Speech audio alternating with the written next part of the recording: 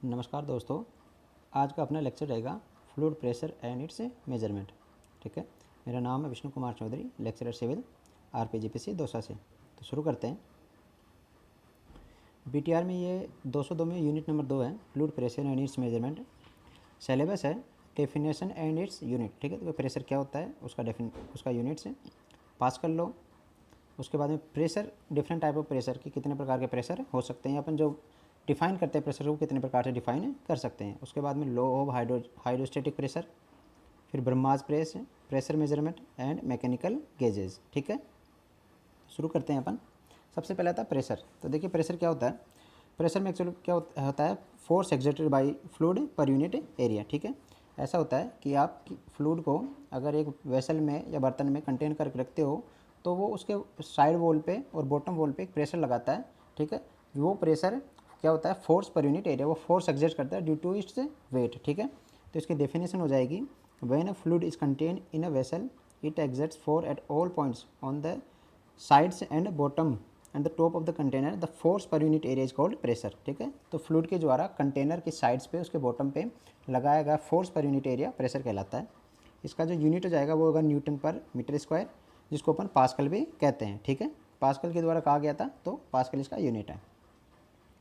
एक नोट करके कहा गया है कि the pressure of a fluid on a surface which always act normal to the surface, कि कोई सा सरफेस हो, चाहे कर्व्ड हो चाहे प्लेन सरफेस हो, तो जो फोर्स होता है या जो प्रेशर होता है वो नॉर्मल टू द प्लेन लगता है। इस बात को हमेशा याद रखना। ठीक है, इसी एंगल पे नहीं लगेगा। ठीक है, अब अपन देखते हैं कि pressure head of a liquid कितना प्रेशर होता है। ठीक है, तो अपन ने क्या किया, एक वेसल ले रखा है, उसमें अपन ने एक एच हाइट जाके, यहाँ से एच हाइट जाके एक बिंदु ले लिया। ठीक है, इसको जब अपन एक्सपेंड करेंगे तो अपन इसको एक सिलेंडर मान लिया।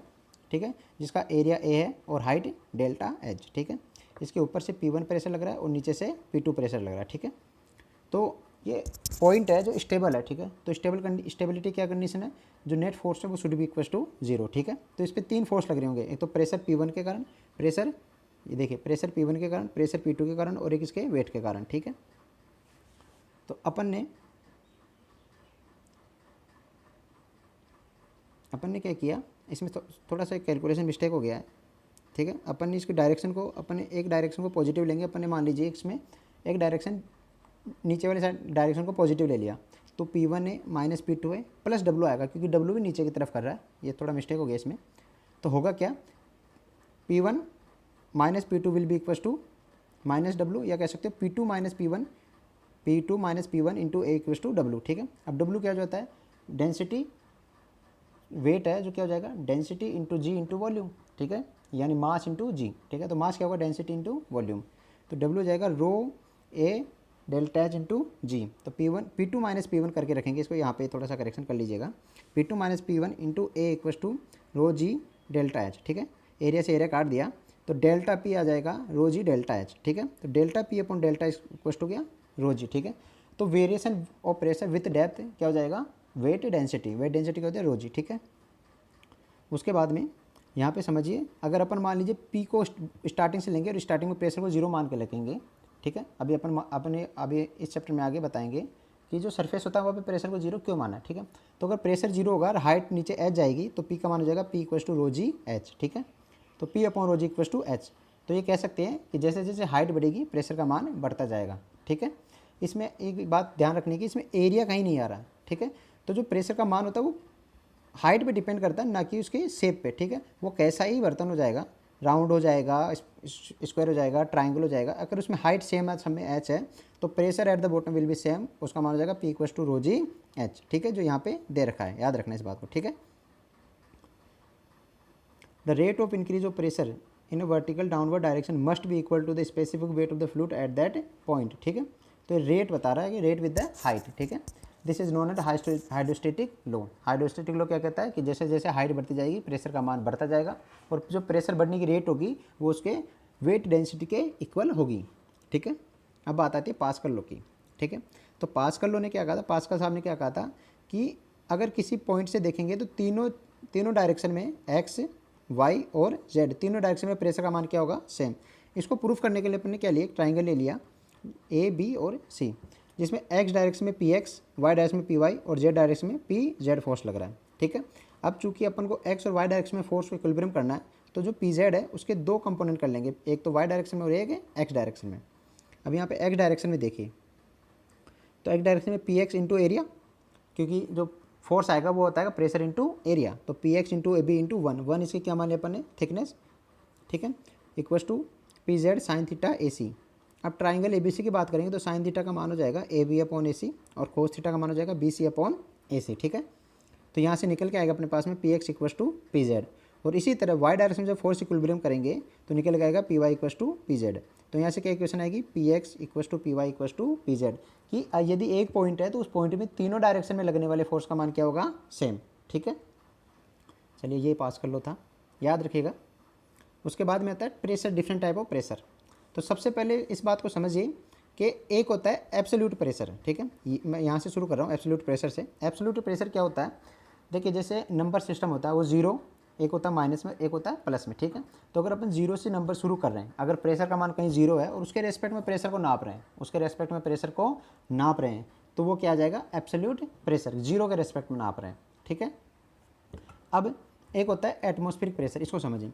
आपने जो अर्थ है उसके चारों तरफ कुछ एनवायरनमेंट है, यानी उसमें एयर है, एयर की कुछ डेंसिटी है, उसके कारण क्या होता है अर्थ के सरफेस पे, या कह सकते हो अपने ऊपर एक कंटिन्यूसली प्रेशर लगता रहता है, एक प्रेशर फोर्स लगता रहता है, ठीक है, जिसको बोलते हैं अपन वायुमंडलीय दाब, हिंदी में एटमॉस्फेरिक प्रेशर, ठीक है। तो atmospheric air exert a normal pressure upon all the surface with which it is in contact और it is known as atmospheric pressure or barometric pressure, ठीक है। तो जो एयर होता है उसके कारण जो प्रेशर आता है उसको बोलते हैं एटमॉस्फेरिक प्रेशर, एटमॉस्फेयर के कारण, ठीक है। इसका जो वैल्यू होता है इसको 1 ATM से डिफाइन करते हैं, और 1 ATM में होता है 101.3 kilo newton per metre square, या कह सकते हो 100 kilo newton per metre square. या इसको हाइट में देखेंगे, देखो प्रेशर क्या होता है, P equals to rho ji H, तो P upon rho G equals to होता है एच, इसको प्रेशर हेड बोला जाता है, जो अपन पहले लेक्चर्स में देख चुके हैं, ठीक है। तो P upon rho ji h equals to होता है एच, यानी कौन से फ्लूइड की हाइट कितना उतना प्रेशर एग्जर्ट कर पाएगी। तो अगर पानी की बात करें तो उसकी हाइट हो जाएगी 10.3 मीटर, यानी पानी की 10.3 मीटर की हाइट जितना प्रेशर एग्जर्ट करेगी होता है पी ATM के बराबर।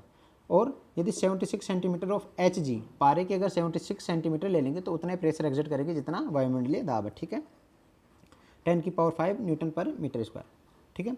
तो दो कैटेगरी हो गई, एक तो एटमॉस्फेरिक प्रेशर, वायुमंडलीय दाब, और एब्सोल्यूट प्रेशर, ठीक है। तो ये जो वायुमंडल, इसको एक चीज़ को समझिए, जो 1 ATM अपन निकाल रहे हैं ये किसके रेस्पेक्ट में, जीरो के रेस्पेक्ट में, कि जीरो के रेस्पेक्ट में कितना प्रेशर है, इसको यहाँ समझिए, ठीक है।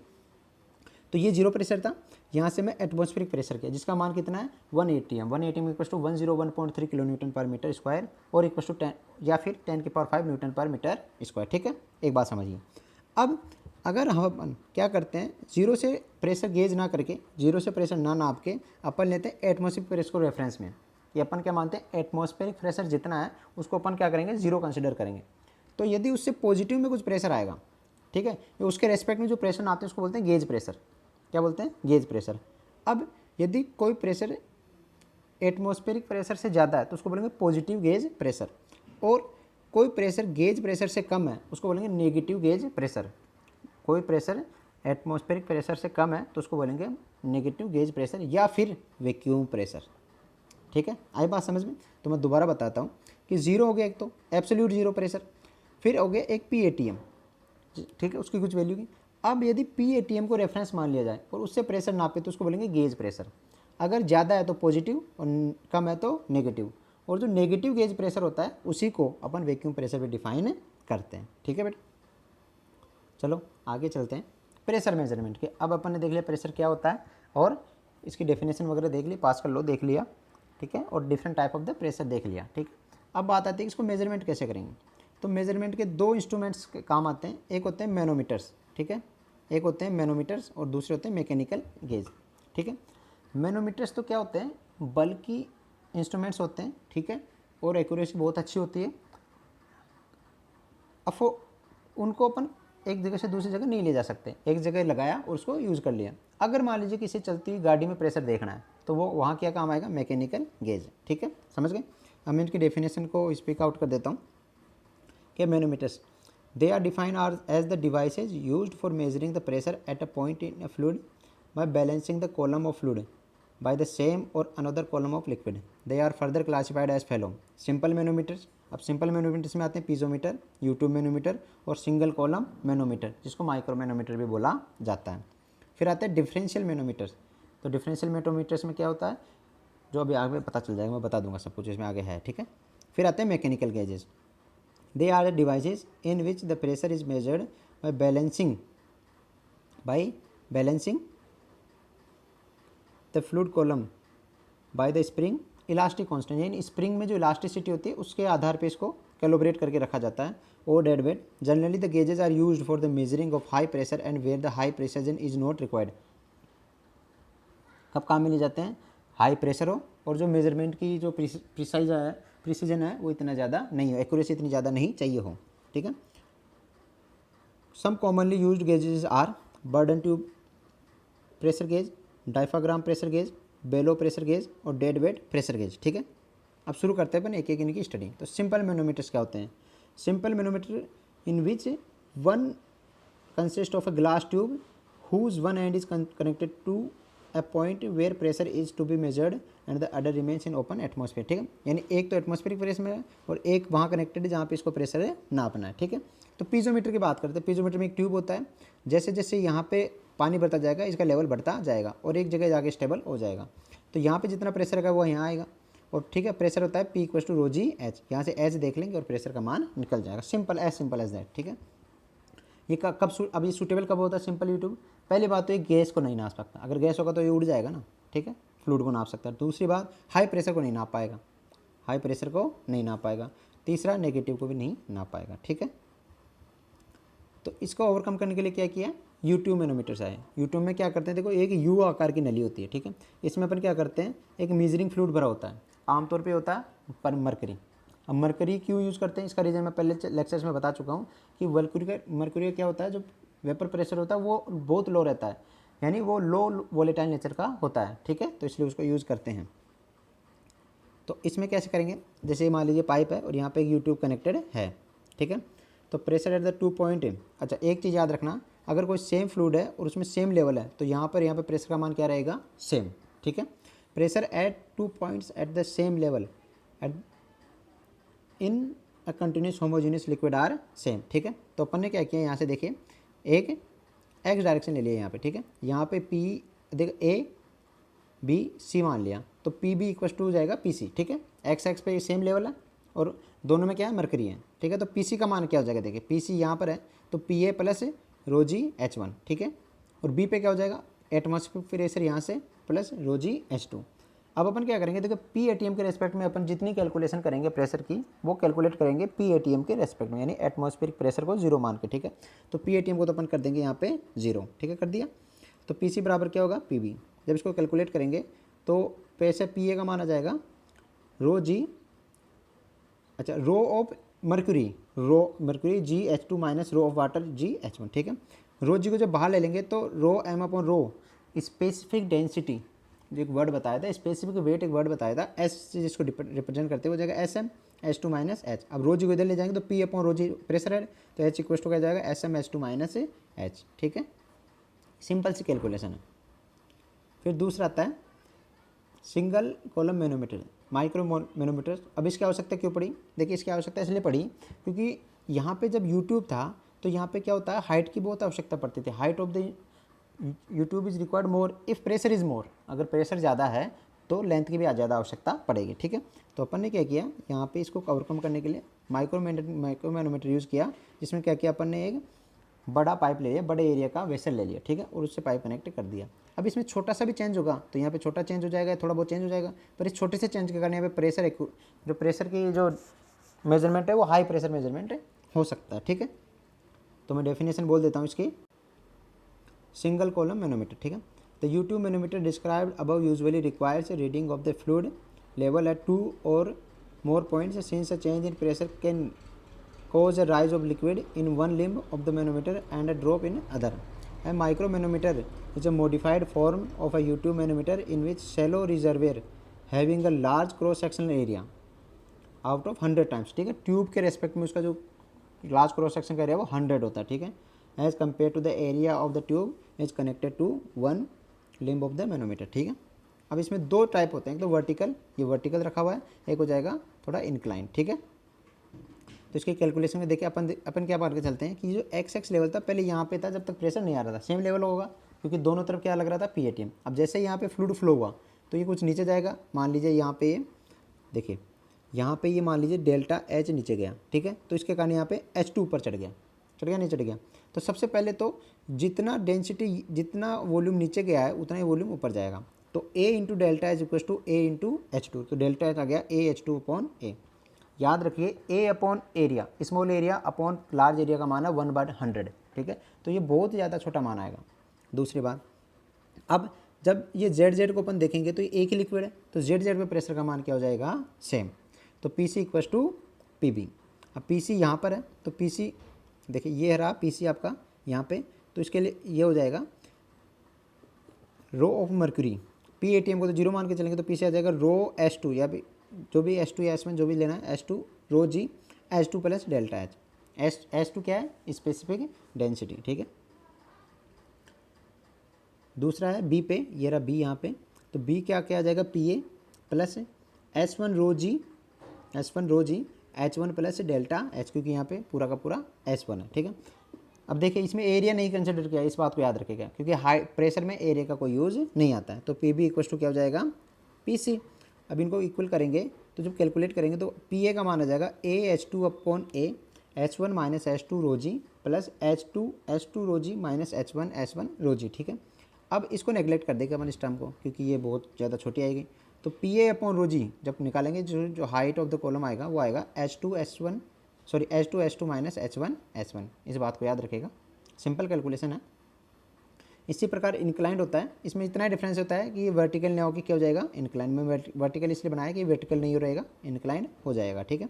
तो इसमें H का मान आ जाएगा H equal to L sine alpha. Alpha is the angle made with horizontal sine alpha H2 minus H1, ठीक है। अब आता है डिफरेंशियल मैनोमीटर्स।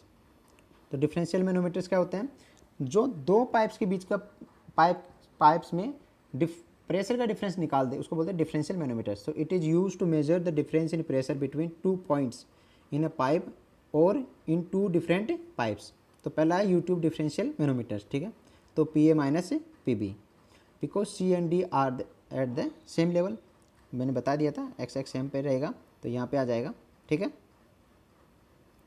तो ये एक्स हो जाएगा, तो P C equal to P D. वही कैलकुलेशन करेंगे तो H A minus H B equal to हो जाएगा एस एम माइनस एच, ठीक है। इन्वर्टेड में क्या होता है, जो यूट्यूब होता है वो उल्टा हो जाता है। इन्वर्टेड में क्या होता है, जो यूट्यूब होता है वो उल्टा हो जाता है, ठीक है। ये उल्टा हो जाएगा, कैलकुलेशन सेम सी रहेगी, बस इसमें जब हाइट का मान ऊपर की तरफ जाएगा तो नेगेटिव हो जाएगा। देखिए यहाँ पे नेगेटिव कर दिया मैंने, इतनी देर से मैं ऐड कर रहा था यहाँ पे, अब यहाँ पे नेगेटिव कर दिया ये पॉइंट्स पे, ठीक है। तो इसका वैल्यू वही सेम आ जाएगा H A minus H B equal to H1 minus H2 minus S M upon H, ठीक है।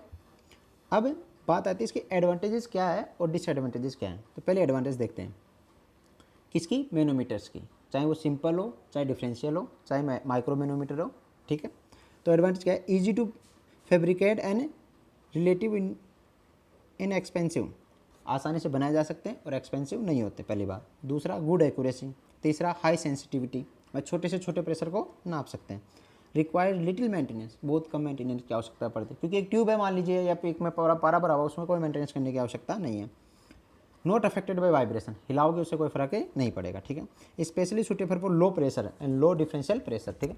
लो प्रेशर के लिए काम आते हैं, हाई प्रेशर होगा तब काम नहीं देगा। क्यों, क्योंकि अपन को इसमें फिर हाइट बढ़ानी पड़ेगी ट्यूब की, या फिर कोई ऐसा फ्लूइड यूज़ करना पड़ेगा एज अ मेजरिंग फ्लूइड जिसकी डेंसिटी बहुत ज़्यादा हो। अब मरकरी अपने पास रहता है जिसकी स्पेसिफिक डेंसिटी है 13.6, यानी उसका वेट पानी के वेट से 13 गुना ज़्यादा है, उससे हैवी फ्लूइड पता नहीं कौन सा है, ठीक है।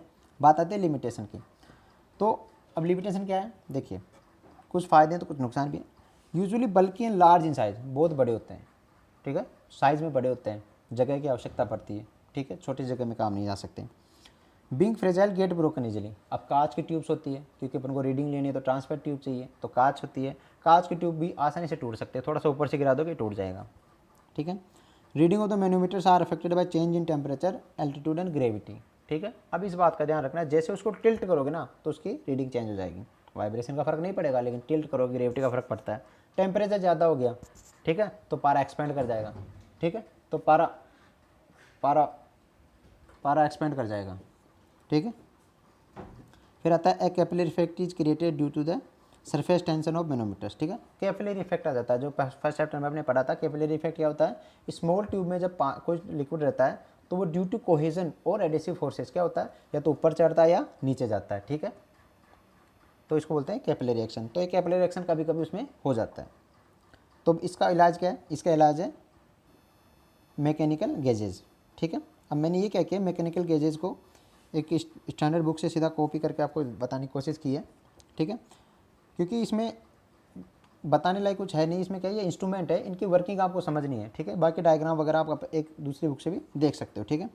तो सबसे पहले आता है burden gauge pressure, burden tube pressure gauge, ठीक है। तो इसको मैं समझा देता हूँ डायरेक्टली, ठीक है। इसमें आप पढ़ लीजिएगा। देखिए इसमें क्या होता है, एक हेलिकल ट्यूब होती है ऐसे सर्कुलर, और यहाँ पे एक अटैच होता है सिस्टम, ठीक है। जैसे यहाँ पे प्रेशर आएगा ये ऐसे घूमेगा, और इसमें जो सिस्टम होता है उसे ये जो सुई है वो ऊपर नीचे होने लग जाती है। इसका सबसे बेस्ट एग्जांपल है, जैसे आपके बाइक वगैरह में आपने देखा होगा, तो वहाँ पे क्या होता है कि एक होता है फ्लूइड मेजरमेंट का, ठीक है, जो जिसमें अपन पेट्रोल का देखते हैं कि पेट्रोल कितना है या नहीं है, तो वो सेम प्रेशर करता है। जैसे इस ट्यूब में पेट्रोल जाएगा वो इसमें भर के इसको मूव कराएगा, ये जो सुई होता है वो ऐसे घूमती है, ठीक है। ये सुई है ऐसे घूमती है, यहाँ से ऐसे, ठीक है। उसके बाद बताया डायफ्राग्राम गेज, ये सेम रहता है, इसमें बस हेलिकल की जगह एक ऐसा डायफ्राग्राम यूज़ किया जाता है, डिस्क या डायफ्राग्राम इसको बोलेंगे, ठीक है। जैसे ये ऊपर जाएगा, ये पिस्टन है यहाँ पे, जैसे ही ऊपर जाएगा यहाँ पे देखिए यहाँ पे रैक लगा हुआ है और यहाँ पे सॉकेट है, जैसे ऊपर जाएगा ये सुई नीडल मूव करना शुरू हो जाएगी, ठीक है। इसको सिस्टम को देखिए, जैसे यहाँ से प्रेशर जाएगा, जैसे ही यहाँ से प्रेशर लगेगा ये ऊपर जाएगा तो एक मैकेनिज्म है यहाँ पे, जैसे ऊपर जाएगा ये यहाँ पे जो चूड़ियाँ है उससे ऊपर नीचे होगी, ठीक है। लास्ट है वैक्यूम गेज, जो बर्डन जो गेज ट्यूब होता है उसी की तरह काम करता है, बस इसमें क्या होता है जो फ्लो ये इसमें होता है, in this case the tube is bent inward instead of outward, उसमें आउटवर्ड बेंट होती है, आउटवर्ड की तरफ जाती है, इसमें इनवर्ड की तरफ बेंट होती है, ठीक है। तो इस तरह से जो प्रेशर मेजरमेंट होता है उसमें मैनोमीटर्स काफ़ी इंपॉर्टेंट है, और कभी कभी क्या करता है ये जो मैकेनिकल गेजेज है उसमें भी 1 या 2 की डेफिनेशन या फिर बनावट पूछ लेता है, ठीक है। चलिए थैंक यू वेरी मच।